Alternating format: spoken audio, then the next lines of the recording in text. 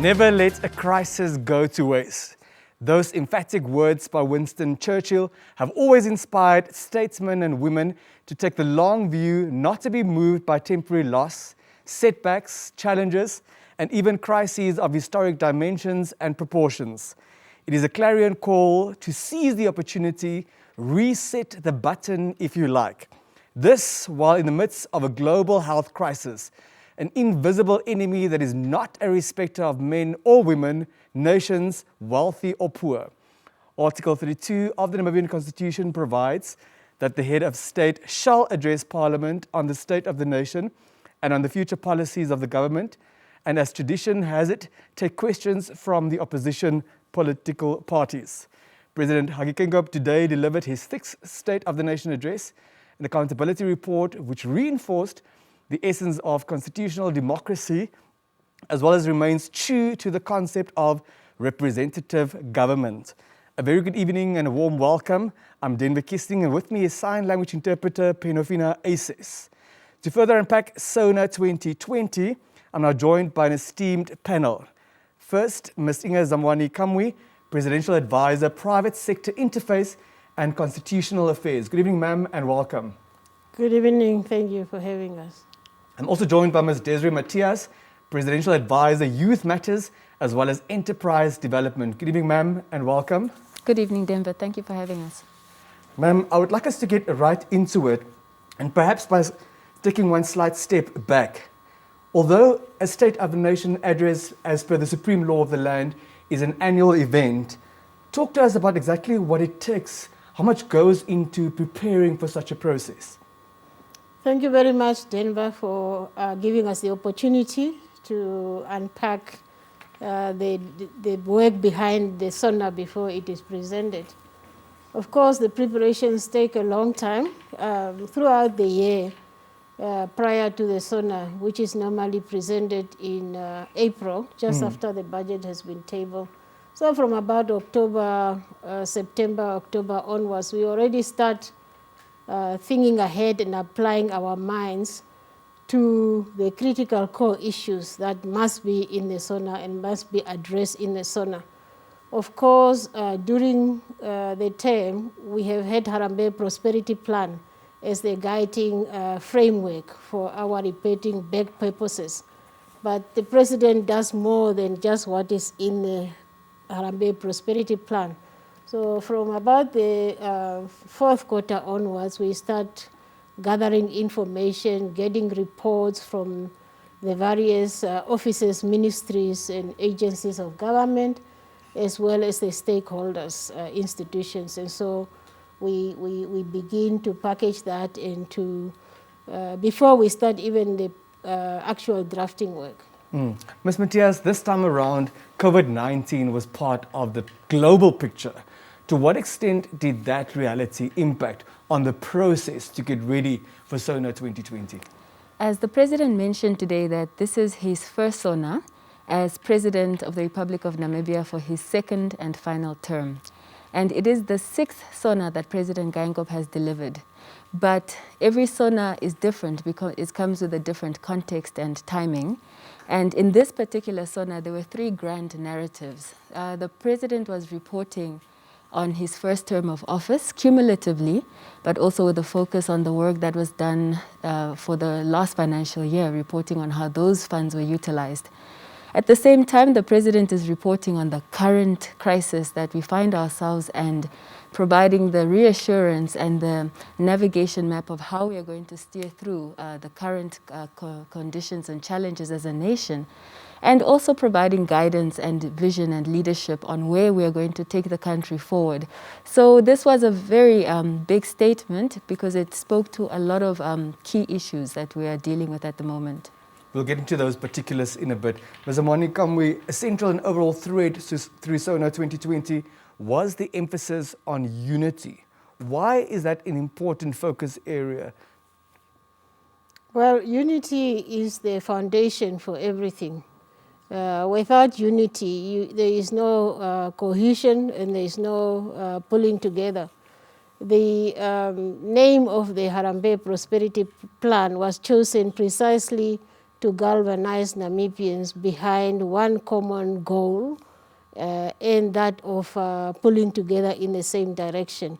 So unity is the foundation. Once that is in place, you are able to then plan, execute, and come back and revisit if the plans there's anything that is not going correct, refocus your attention and remedial actions and move forward. So unity is absolutely critical, and that is why when the Harambee Prosperity Plan was developed, you saw that it was developed in the shape of a house, and just symbolizing the building on the legacy as a basis, and then, of course, with unity and the legacy being the key foundation of the house, then you build forward. But ma'am, the Republic turned 30 years old on the 21st of March 2020. Why are we still struggling with unity? Why are we struggling to pull in the same direction? Well, I think the Constitution has given us so much fundamental freedoms as enshrined in Chapter 3 of the Constitution. And we come from a background of division and emphasizing our differences, our past differences.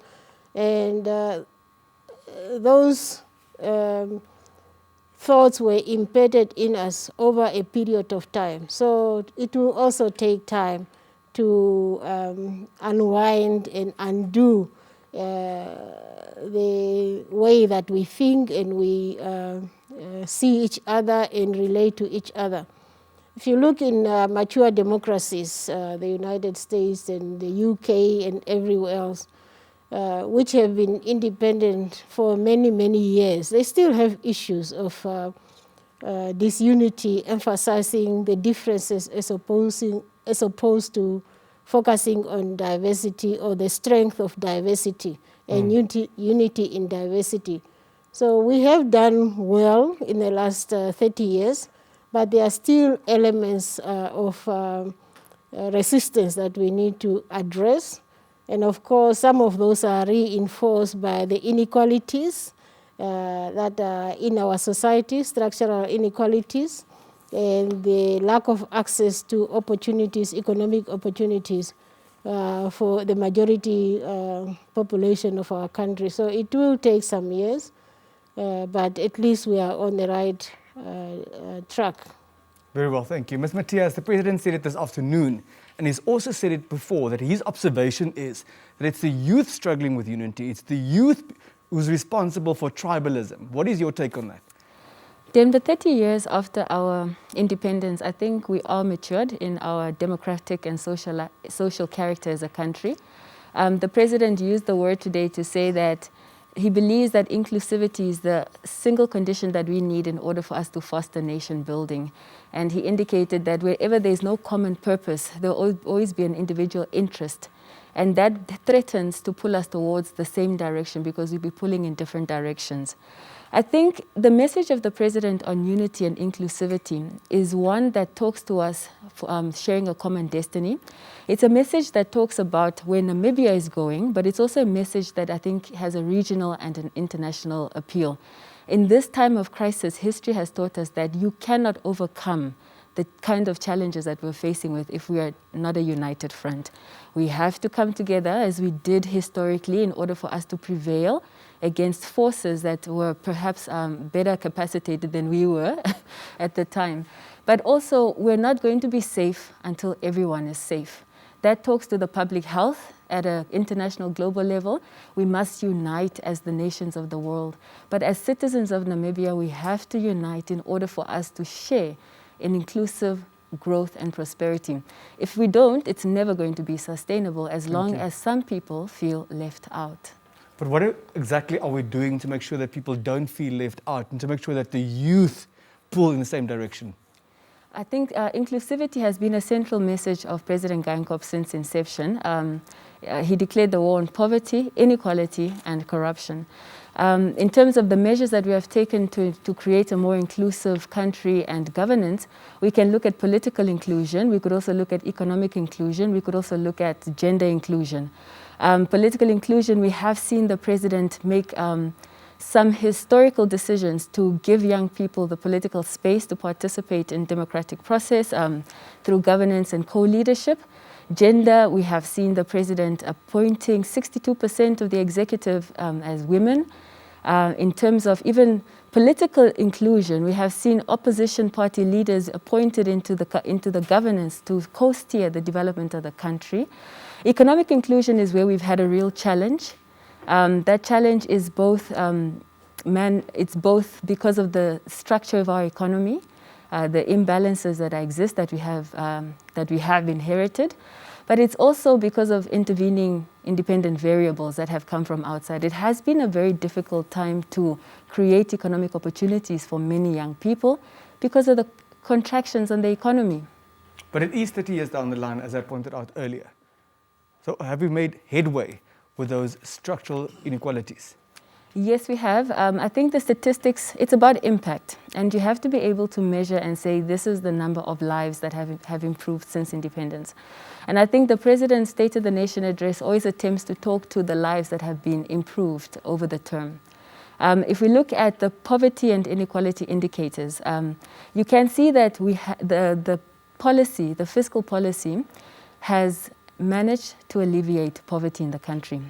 But that remaining stubborn 18%, it indicates to us that you can only do so much with fiscal policy. There are limitations because the nature of our inequality when it comes to wealth is really structural.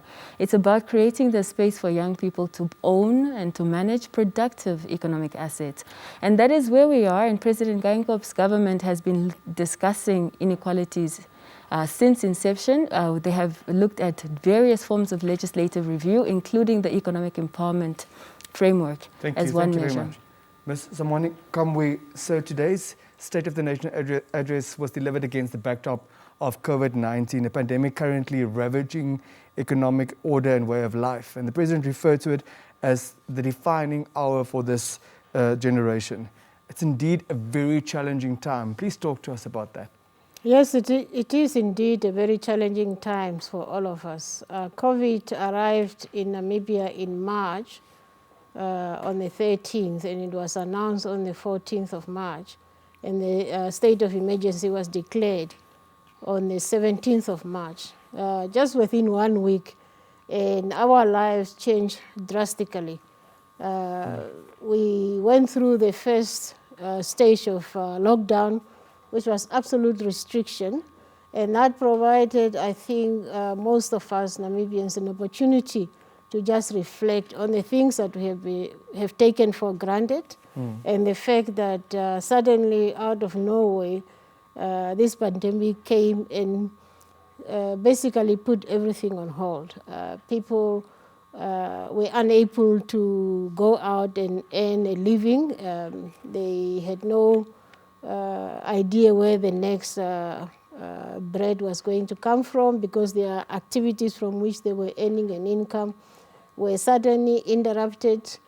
You had to stay within your confined environment, and if you have to go somewhere, you had to seek for permission, something that you normally don't do under normal circumstances. So there was a lot of restriction and a lot of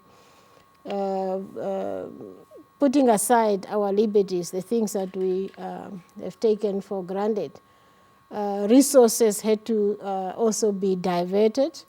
And of course, you know, we came off of a very weak economic growth base. And to have to divert resources that were already limited to certainly address this major pandemic was also very challenging.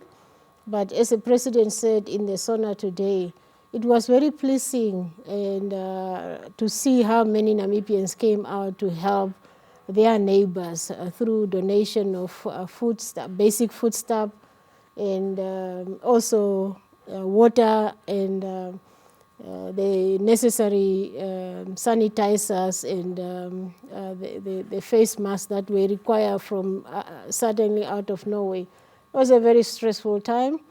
The businesses closed. People, some of them lost their jobs. Some of them, their incomes were reduced. So it was really a profound moment and continues to be a profound moment for all of us.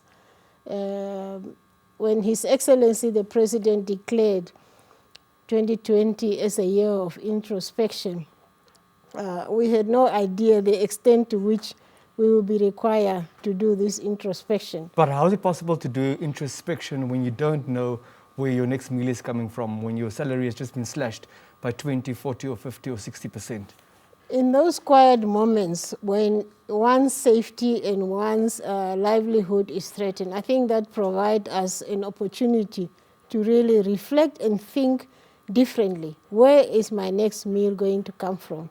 What do I need to do to ensure that I have access to those resources? And that's when you saw some people really losing it all, that you couldn't confine me because my next meal was going to come from outside. And those Namibians with means realizing that if I have excess, I then need to go out and help my neighbor, because if I have food to eat and my neighbor doesn't have food to eat, that is a sight that a normal human being would not like to see. And it also gave us an opportunity to reflect what is really important in life for families and for individuals.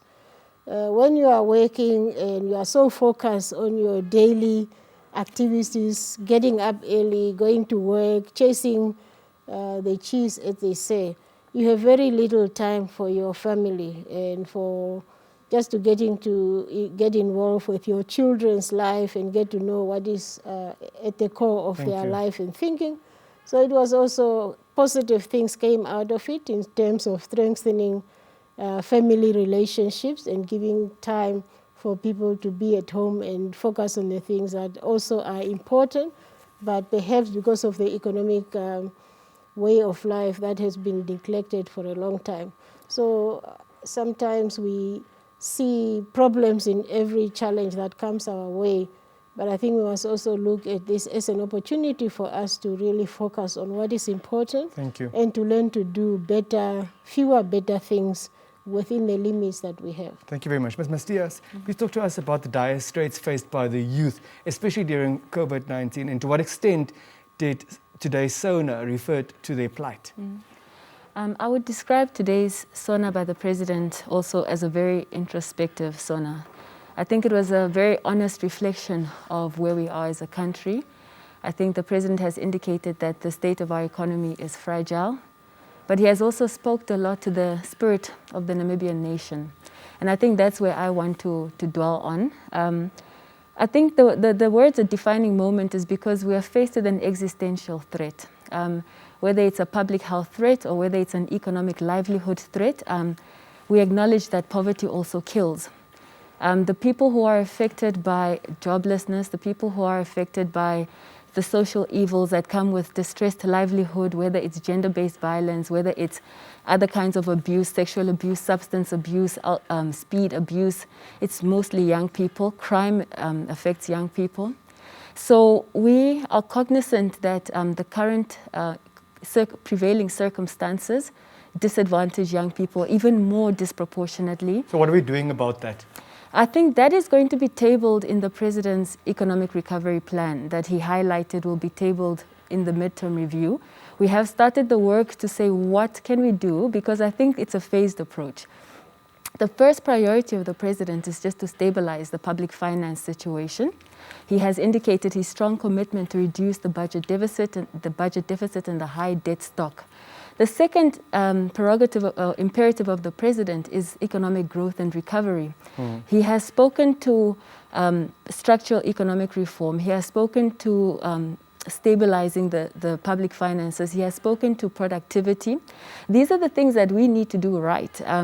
And I think this is a survival of the fittest situation globally, where the nations who are able to redesign and repurpose themselves to respond to the new challenges are the ones who are going to create opportunity and hope for their young people. And those amongst us who are not fit, especially the young people?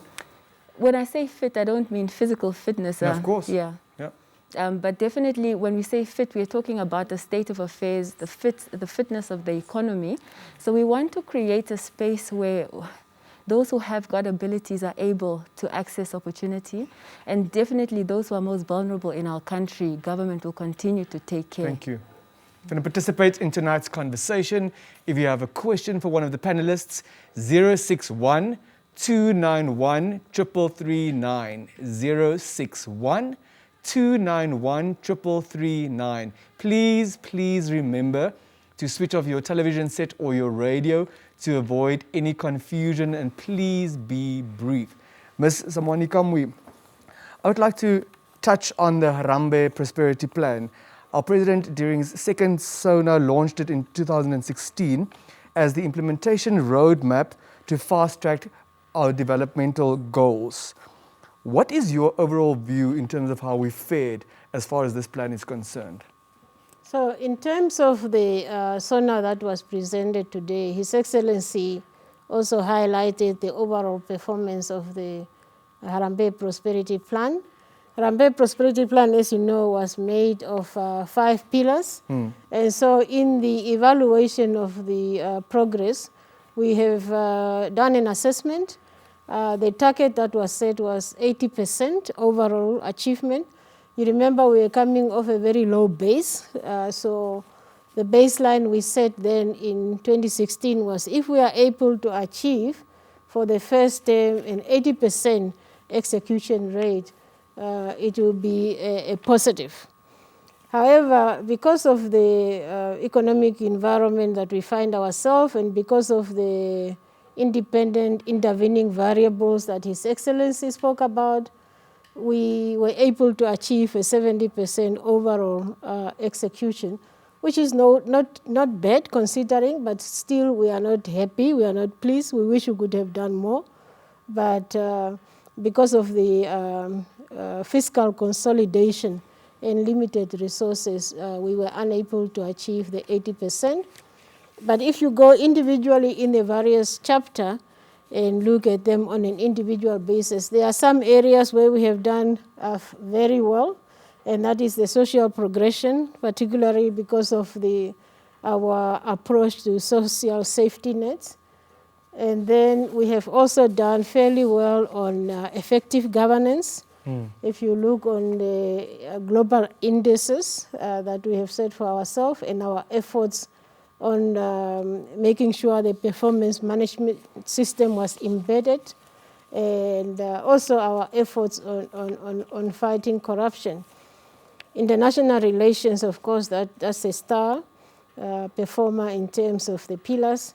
And the lowest was, for obvious reasons, obviously the economic advancement pillar, because most of the activities that we plan required financial outlay.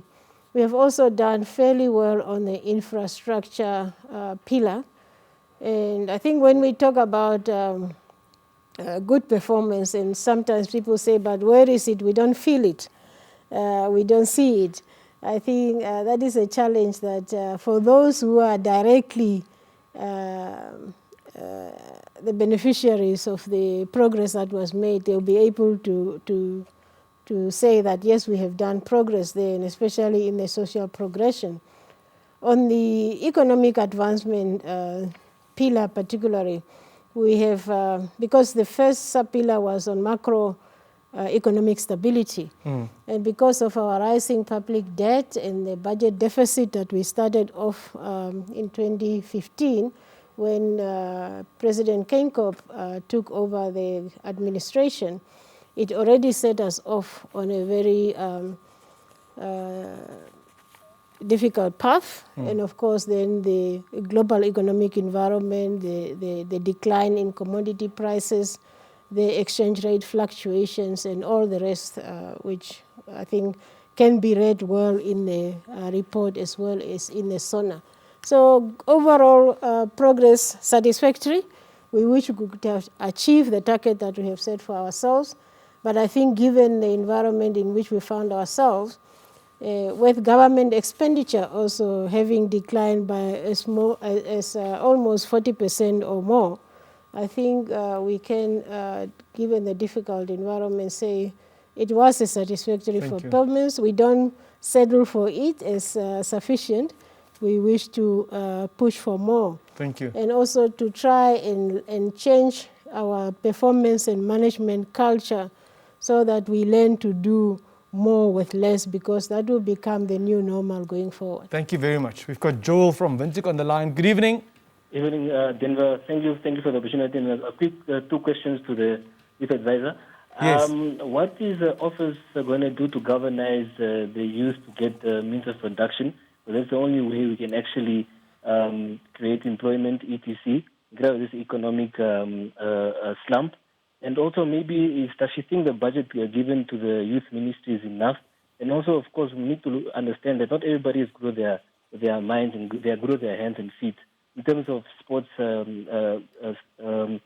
enhancing sports, like we know in soccer there's only one that's privately owned. What are we going to do about that? So those are my two quick questions to the youth advisor. Thank you. Thank you very much, Joel. Ms. Matthias. Thank you, Joel. You know, the resources will never be enough to meet the aspiration. But what I think are priorities already in the budget is that urban housing and shelter is a priority, and that talks directly to the need for young people. I think the President's decision in the revised government structure to elevate the SME development component to the presidency and the investment promotion component to the presidency under the board is indicative that we want to do more to fast-track investment and to support and to facilitate enterprise development for young people. I think the government is in the future going to do more to leverage public-private partnerships in order for us to deliver some of the projects that can benefit young people.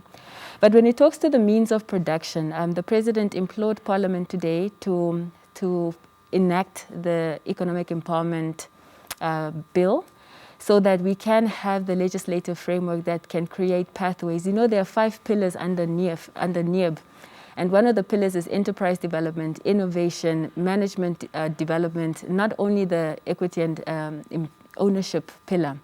So NEAB in itself is quite a transformative legislation, and we hope to deliver that as well. When it comes to the hurdle of collateralized lending, government at the end of last year did roll out an SME financing strategy that put 130 million into the DBN.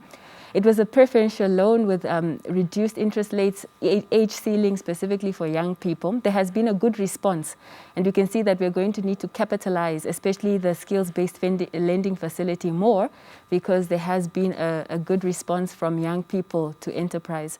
We also are working on business advisory, because young people don't only need money, they also need to be supported with the business acumen side of it in order to succeed. What I can assure the caller is that in the President's Economic Recovery Plan, there's going to be a strong emphasis, I believe, on SME development as a vehicle for job creation. And I believe the President is also concerned about supporting the businesses who are already open but struggling to exist under the prevailing circumstances. We saw a little bit of it in the stimulus package. There were some support instruments that were made available to support business, small business, informal business. We will do more, because we recognize that we have now to support young people to pursue economic opportunity because of the unavailability of normal jobs in the labor market. Please share your take on the Runway Prosperity Plan and the scorecard, reflecting also on what Ms. Samwani Kamwe referred to in terms of why we didn't reach the 80%, relating to the scarcity of resources as well as fiscal consolidation. But those will be with us for a long time still. That has been covered, and I think the nation appreciates and understands that. What I want to focus on the Harambee Prosperity Plan is the timing that the plan came into existence. The President came in mid-cycle of an NDP. So the NDP 5 was already in existence when the NDP 4 was in existence when the Harambee Prosperity Plan came to life. So it created the space to fast-track development, to lift up some of the projects that were already existing in government and give them some fresh impetus. Did we do that? I believe so. If you look at the social projection pillar, that is the red pillar, red for important. That pillar has done an exceptional job in reaching real Namibians. That is the pillar that talks to dignified life. It's the pillar that talks to shelter, sanitation, food security, or arresting hunger poverty. It's also the pillar that talks to some of our important health indicators. And under that pillar, according to what government could commit itself to, we have been able to make a contribution to housing delivery. We are aware that the backlog is so much bigger, but I believe the president was responsible to only commit to himself to what he is able to deliver. The president committed to 20,000 houses in 4 years, and his government delivered 16,500 houses in 4 years. President committed to 26,000 plots, he delivered 23 and a few hundred plots. When we talk about sanitation, we have 75% eradicated the bucket toilet system. We will continue to do more on toilets because we're not satisfied with the progress that we have made there. But we can continue on that. Social safety net is a big discussion that deserves its own time. Thank you very much. We've got John from Okongo on the line. Good evening, sir. We've unfortunately lost John. 061 291 339. 061 291 339. John, you are allowed to please call us back. You want to touch on those social safety nets now? Please go ahead. Okay, so I think it's important to reflect on the impact of social safety nets in eliminating, alleviating, and ultimately supporting the work to eradicate. The drought had put so many houses under food insecurity. So many Namibians face starvation. And honestly, had it not been for the drought relief program and for the supplementary work of the food bank, there were many households and individuals who were very vulnerable to starvation. We are pleased to report that we have reduced child stunting. The old age social grant in SADC, it's only Namibia, South Africa, and Botswana who give it. And in terms of value, ours is second highest. And that old age safety grant, social grant, goes a long way in stimulating microeconomies and supporting child poverty as well to reduce. When we look at other social safety grants and the work of the targeted fiscal policy, I think we can attest that we have come a long way in arresting poverty, but that what is left now is no longer about fiscal support. It has to do with economic restructuring. The last thing I want to mention is that President suggested in the SONA that the government will do a feasibility plan to consider redesigning the food bank or transitioning from the food bank into a basic income grant. But don't we have enough plans already, ma'am? This is too many plans, this, don't we? This is part of the second plan for the second term of government. And it is important for government to be guided by a roadmap. How do you hold government accountable if they have not committed themselves against any objective? Ma'am, we have accomplished a lot under the Runway Prosperity Plan. There is consensus about it. But surely we could have done a lot better. Yes, and if you look at the SONA today, it was divided in 3 parts. The past, which is the first term, the present, mainly focusing on COVID, and the future, which is the Harambee Prosperity Plan 2. And I think in the SONA today, perhaps it didn't come out very clearly what the focus of the recovery plan would be. And maybe we should spend a little bit of time just to highlight. So His Excellency reported that him and the cabinet are working on the Term 2 plan, which will include a big focus on post-COVID recovery.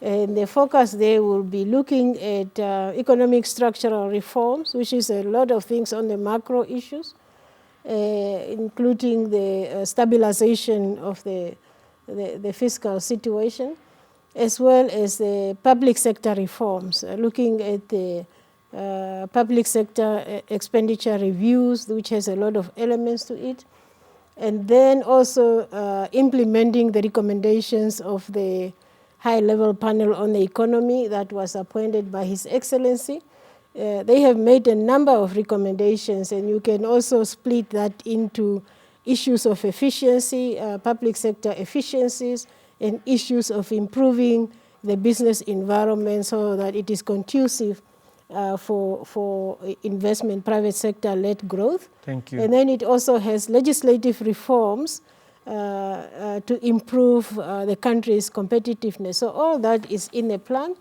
And then also looking into the future to say where are the next sector growth points going to come from, and what kind of economy should we be looking at? Is an export-oriented economy, and if it is an export-oriented economy, so there is a need of focus on making sure that our industrialization policy is implemented, our growth at home strategies are focused on, our manufacturing sector is also receive a boost. Thank you very much. We've got Alex from Runway on the line. Good evening.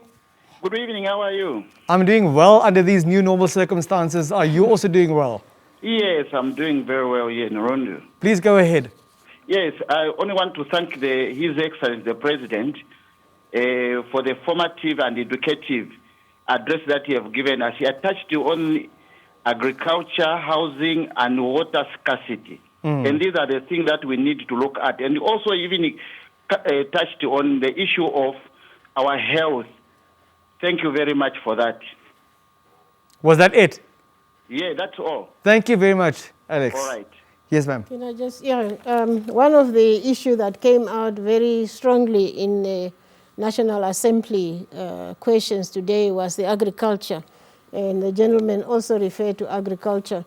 Just to remind the public that government has already been focusing on improving agriculture. And part of the African Development Bank loan component is focusing on the mechanization of the agricultural sectors. And we all agree that agriculture presents opportunities post-COVID. So it will receive focus. There is already a project in terms of the African Development Funding, and the focus on the mechanization of the agricultural sector. So when His Excellency the President initiated the food bank, it was meant to address hunger poverty in urban and peri-urban area. And the mechanization of the agricultural sector was meant to improve the output of the rural agriculture, to transit it from subsistence to agriculture with surplus, where the farmers could be given assistance in terms of tractor and harvesters for plowing and for planting and for seeding. So that program is at an advanced stage.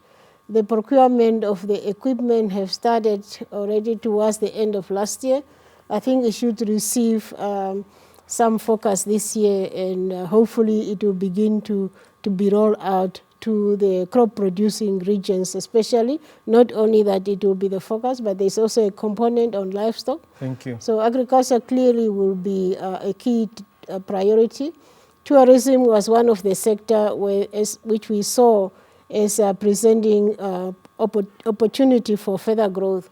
But obviously that is no more. COVID had come and has put everything on standstill. So we'll need to do a lot more to revive that sector. Thank you very much. Ms. Matthias, what COVID-19 also did, it amplified how unequal we are as a society. What are we going to do about it? What is the way forward? I think that was touched on extensively in today's State of the Nation address by His Excellency the President. And it's part of the 4 pillars of his economic recovery plan. It's under the structural economic reform. So that is really to address why our economy is not generating, produces a jobless growth. Looking at the manufacturing, the diversification of our industry, where we can add value. And again, it talks to economic empowerment and transformation so that we can have more Namibians owning and managing productive assets. But when we struggled to accomplish those very noble goals during the pre-COVID-19 era, how are we going to manage those during COVID-19? I want to appreciate the time, because it took 3 years with very little progress on SME development. But within the last cycle, we saw an upswing in enterprise development, SME support financing. Over the term, we have issued loans, for example, to 318 SMEs who have gone on to create over 1,000 jobs. It takes time to put the fundamentals in place, but once the key levers are in place for support, then I believe the process is ongoing. What I'm trying to indicate is that the work has begun, the legislative reforms have been done. What is left is to enact and to operationalize the instruments. Thank you very much. We've got our last caller, Paul from Walvis Bay on the line. Good evening, sir. Hello, good evening, Denver. Yes. Question goes to the advice of the presidency. It's regarding the stimulus packages and employment for the employers and employees. Okay, since people are still busy with the retrenchments and salary deductions, and the stimulus packages which were supposed to be intervened by the Ministry of Labor and the Ministry of Social Security, it's still not yet processed, and we don't know yet what's going on. What is the way forward, and what is the government trying to do to intervene in the process of speeding up and avoid people from losing their job and securing them? Thank you very much, Paul. You're welcome. Thank you. Would you like to? Okay. Very well. I've been on the economic task force that was working with the Ministry of Finance to formulate the stimulus package. And a number of the instruments on the stimulus package have commenced to disperse funds. The stimulus package is made up of a combination or a plethora of responses. Some of them are capital repayment holidays for businesses. Others are subsidies and grants to workers and employees, like the emergency income grant. But also the Social Security has supplemented the stimulus package with a subsidy for labor at targeted industries, hospitality, tourism and construction, and some of the key industries that have been affected by the lockdown regulations and the impacts of COVID-19 on the economy. The disbursement of funds is ongoing. The stimulus package has a window of 3 months and will probably be reviewed once the situation is reviewed in June at the end of the 3-month period. But the directives that have gone out to financial institutions are for an 18-month grace period to allow businesses not only to endure the current circumstances, but also to give them a window for recovery beyond. Ms. Matthias, we've run out of time and you have the floor at the moment. So what I'd like to hear from you, did our president seize the day today? Did he make sure that this crisis isn't going to waste for the land of the brave? I believe the president delivered a very introspective SONA, an honest SONA, a SONA that provides reassurance to the nation, and a SONA that can inspire hope and confidence for Namibians. I believe the president has got a plan, and at the appropriate time, he will pronounce himself on his plan to recover the economy. Very well. Ma'am, you have the final word this evening. Well, absolutely. Thank you very much, Denver, for giving us the opportunity to unpack the SONA. I think we need more session of this nature because we just touched the surface. Yes. But absolutely, His Excellency presented a well thought through SONA. In the beginning, I think the House was a little bit maybe unsettled, but he delivered the message that he wanted to deliver, and in the end, I think the message was very loud and clear that Harambee Prosperity Plan has, despite the very difficult circumstances, managed to achieve partly what it was set out to achieve with very difficult situation. What is left, we will continue with it in Harambee Prosperity Plan. He did focus very much on the leadership that he provided during the COVID and the international admiration and respect that Namibia has received as a result of that strong leadership and focus that he provided for our lockdown measures and interventions. He also then put the way forward, clearly indicating that he has a plan and what that plan will contain, and that he still will come back and present that plan, of course not to the National Assembly, but once it is ready, he will publicly launch it and everybody will get to know. But what I would like to say is that it will require all of us, not only government, to take forward our country. And we all have a role to play. And I think he emphasized that also very clearly, that it is all of us Namibians to move forward our country. And COVID has given us that opportunity to find common grounds, to realize that as a country we need to be self-reliant in a lot of areas, and that we should use our diplomatic policy to advance our economic interests. So will there be life after COVID-19? Absolutely. Absolutely. Thank you very much, ladies. Continue the good fight. Thank you. Fellow Namibians, together we are better. We're reflecting on today's State of the Nation address. From all of us here at the NBC COVID-19 Update Desk, it's good night and goodbye.